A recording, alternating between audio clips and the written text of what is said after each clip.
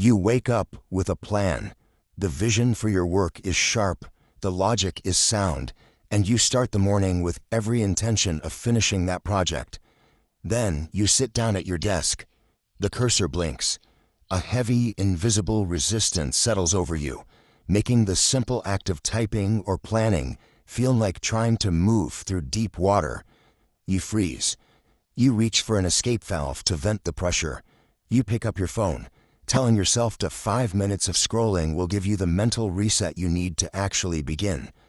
Those 5 minutes turn into an hour, then 4. The afternoon passes in a blur of distractions until the sun sets on another day of zero progress. By midnight, you are lying in bed, exhausted by the effort of doing nothing, and promising that tomorrow you will finally change. This recurring cycle leads to a specific internal conclusion. You begin to believe that you are lazy, or that the goals you have set are simply beyond your capabilities. Inaction is not a personality trait. Intelligence, discipline, and character are irrelevant to the biological friction of starting. Your brain is executing a survival mechanism refined over millions of years. It is designed to prioritize immediate safety and energy conservation above all else. Mapping these mechanical drivers transforms a source of shame into a solvable engineering problem. If the system was built, it can be dismantled. Your brain is currently managing a conflict between two neural systems. One network handles long-term planning and the vision of your future success.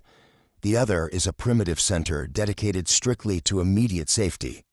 When you think about starting a complex project, the threat response center evaluates the variables. It sees the possibility of failure and the physical cost of effort. It interprets these as literal dangers to your well-being and triggers an alarm.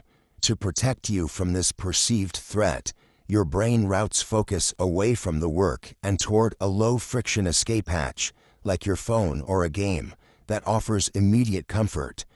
Choosing that distraction triggers a shot of dopamine. This chemical reward temporarily kills the psychological discomfort, signaling to your brain that avoidance is the safest, most rewarding path available. Repeating this process builds a structural habit.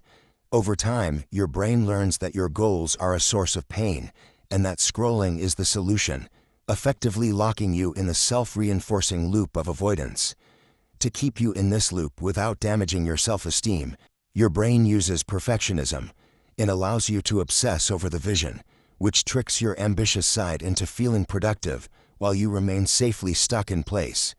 Waiting for the right mood or the perfect plan is a defense mechanism. It eliminates the possibility of failure by ensuring you never actually start. Watching countless tutorials, reading productivity guides, provides a chemical high of achievement without the risk of execution. It is avoidance disguised as preparation.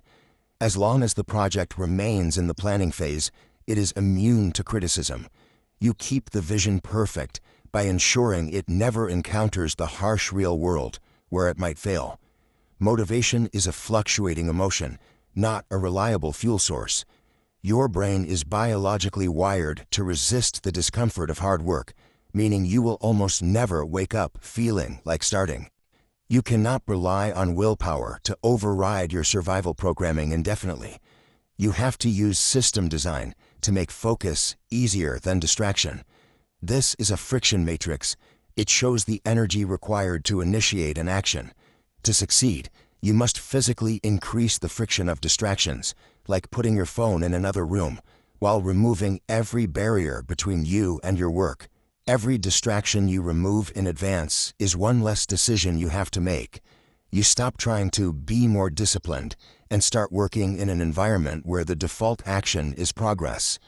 To bypass the brain's threat detection, you must shrink your goal until it is too small to be intimidating. Commit to 15 minutes of work or writing a single sentence. Your first attempt at any new task will be low quality. This is a requirement of the process. You have to abandon the search for excellence and focus entirely on the habit of showing up. When you miss a day, guilt only serves to reinforce the avoidance loop. Self-compassion is the mechanical reset that allows you to recover quickly without spiraling into another week of inaction. Small, consistent actions are the biological trigger for rewiring.